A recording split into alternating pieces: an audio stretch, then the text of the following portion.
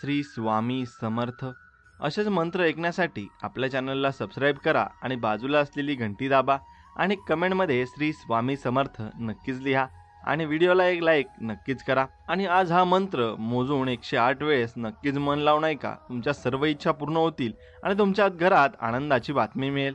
भक्तांनो, जीवनाच्या प्रवासात आपण सर्वजण संकटांना, अडथळ्यांना आणि अनिश्चिततेला सामोरे जातो। कधी परिस्थिती इतकी कठीण होते की मन निराशेच्या गर्दीत ओढलं जातं, आशा संपल्यासारखी वाटते। पण लक्षात ठेवा, अंधार कितीही दाट असला तरी एक दिव्य प्रकाश किरण नेहमीच तुमच्या समोर उभा राहतो आणि तो प्रकाश म्हणजे श्री स्वामी समर्थ महाराजांची कृपा। आणि ही कृपा तुमचं जीवन बदलू शकते, पण त्यासाठी गरज आहे मनापासून त्या कृपेला स्वीकारण्याची।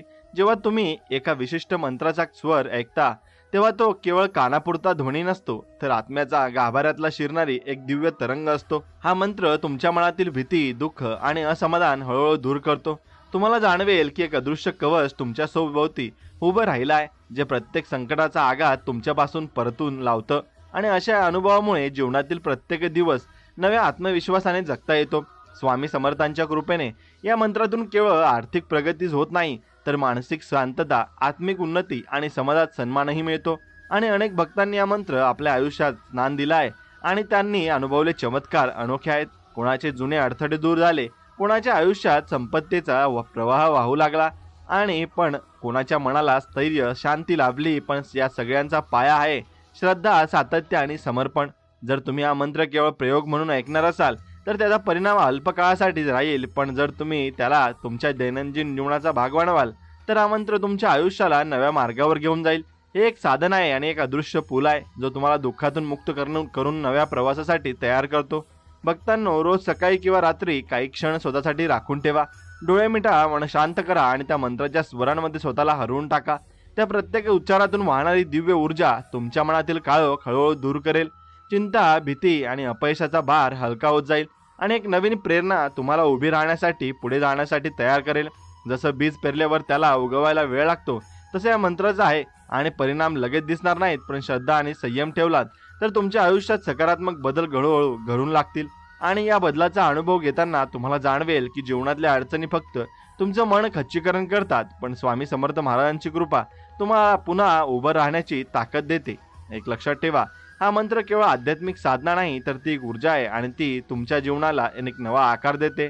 ती ऊर्जा तुम्हाला तुमच्या आतल्या सामर्थ्याशी जोडते आणि तुम्हाला शिकवते की कोणत्याही संकटापुढे हार मानण्याची गरज नाही। स्वामी समर्थ महाराज हे फक्त एक व्यक्तिमत्व नाहीत, तर ते एक चेतना आहेत आणि जी ब्रह्मांडभर पसरली आहे। त्या चेतनेशी जोडणारा मार्ग म्हणजे हा दिव्य मंत्र आहे। भक्तांनो, जर तुम्ही हा संदेश ऐकत आहात किंवा वाचत आहात तर समजा ही केवळ वेळ आहे बदल करण्याची आणि आयुष्याला नवीन दिशा देण्याची। ही संधी आहे स्वामी समर्थ महाराजांच्या कृपेला स्वीकारण्याची आणि त्यांच्या आशीर्वादाखाली तुमच्या जीवनात जे परिवर्तन घडेल ते तुमच्या कल्पने पलीकडचं असेल। लक्षात ठेवा, हे मंत्र केवळ शब्द नाहीत, ते संकल्प आहेत, हे साधना आहे, ते कृपा आहेत। ते तुम्ही त्यांच्या मनापासून आत्मसात करता तेव्हा दिव्यता स्वतः तुमच्याकडे येते। म्हणून आजपासून एक निर्णय घ्या की या मंत्राला माझ्या जीवनात स्थान द्यायचं आणि दररोज काही क्षण काढून त्या मंत्राचा अनुभव घ्यायचा। त्याला केवळ कानापुरता न ठेवता हृदयात झिरपू द्यायचं आणि आत्म्यात सामावून द्यायचं, एवढं लक्षात ठेवा। आणि जो तुमच्या जीवनाला खऱ्या अर्थाने उजळेल तसा हा मंत्र आहे। त्यामुळे मंत्राकडे नक्कीच दुर्लक्ष करू नका आणि मन लावून नक्कीच ऐका। चला तर मग जास्त वेळ वाया न घालवता लगेच आपण त्या मंत्राला सुरुवात करूया। ओम स्वामी समर्थाय नमः। ओम स्वामी समर्थाय नमः। ओम स्वामी समर्थाय नमः। ओम स्वामी समर्थाय नमः। ओम स्वामी समर्थाय नमः। ओम स्वामी समर्थाय नमः। ओम स्वामी समर्थाय नमः। ओम स्वामी समर्थाय नमः। ओम स्वामी समर्थाय नमः। ओम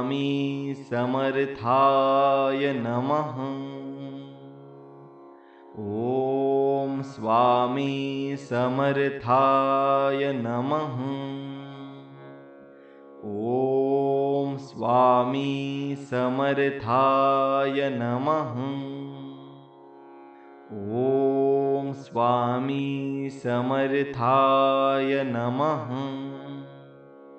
ॐ स्वामी समर्थाय नमः। ॐ स्वामी समर्थाय नमः।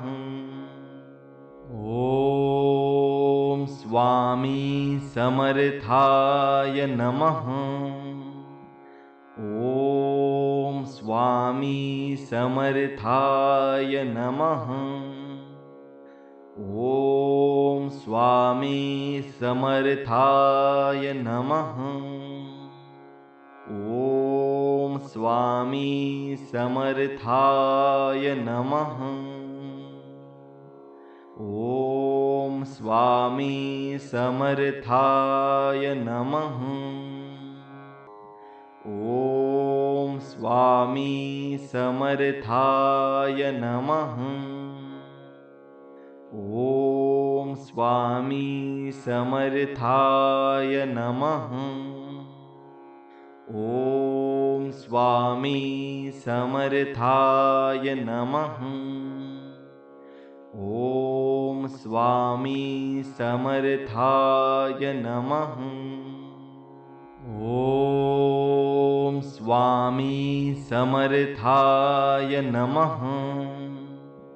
ॐ स्वामी समर्थाय नमः। ॐ स्वामी समर्थाय नमः। ॐ स्वामी